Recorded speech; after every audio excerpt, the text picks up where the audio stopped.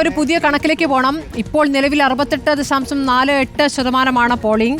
184 polling ബൂത്തുകളിൽ 75 എണ്ണത്തിൽ polling അവസാനിച്ചു എന്നാണ് അറിയുന്നത്. അതായത് കഴിഞ്ഞ തവണത്തെ 2021 പോളിംഗ് ശതമാനത്തെക്കാൾ മിനിമം 3-4% ഇടിവുണ്ടാവും എന്നത് ഉറപ്പായി കഴിഞ്ഞു. 75 എണ്ണത്തിലെ പോളിംഗ് അവസാനിച്ചിട്ടുള്ളൂ. 75 എണ്ണത്തിലെ പോളിംഗ് അവസാനിച്ചിട്ടുള്ളൂ. ടോക്കൺ വാങ്ങി ക്യൂവിൽ നിൽക്കുന്നവർക്ക് ഏത് സമയത്തുള്ള കണക്കാണ്?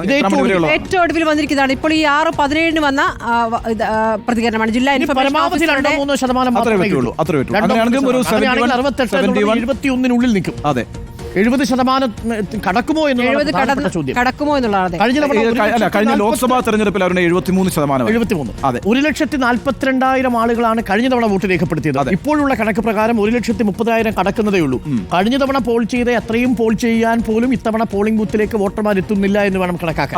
അപ്പോൾ ആകെ മറികടക്കാൻ പോകുന്നത് 2024 ലോക്സഭാ തെരഞ്ഞെടുപ്പിലെ പാലക്കാട് ഉണ്ടായിരുന്ന പോളിംഗ്.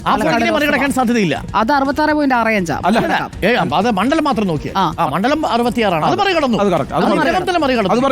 ലോക്സഭയിലെ ട്രെൻഡ് ഇതിനകം മറികടന്നു. പക്ഷേ നിയമസഭയിലെ ട്രെൻഡ്, നിയമസഭയിലെ കഴിഞ്ഞ 15 വർഷത്തെ ട്രെൻഡും മറികടന്നു. അതെ, അതായത് നമ്മൾ നോക്കിയതില്ല. 2011 75.58, 2016 2006 കെ ദിവാകരൻ വരുമ്പോൾ പോലും 71.6% ഉണ്ടായിരുന്നു. 79% വന്നൊരു തെരഞ്ഞെടുപ്പുണ്ടല്ലോ. 60% വന്നത് അല്ല, 80% വന്നത് 60-ലാണ്. പക്ഷേ ഇല്ലല്ലോ, കുറച്ചല്ല. അന്ന് അവിടെ NDA മത്സരിക്കുന്നില്ല ഉണ്ണി സർ. അല്ല, NDA മത്സരിക്കുന്നു. രാജഗോപാലൊക്കെ മത്സരിച്ചില്ലേ? ഓക്കെ, അപ്പോൾ വളരെ ശക്തമായ പോരാട്ടം നടന്ന മണ്ഡലത്തിൽ കഴിഞ്ഞ തവണത്തെ നിയമസഭയിലെ പോളിംഗ് പെർസെൻറ്റേജിനേക്കാൾ കുറഞ്ഞ പോളിംഗ് ആണ് ഇപ്പോൾ രേഖപ്പെടുത്തിക്കൊണ്ടിരിക്കുന്നത്.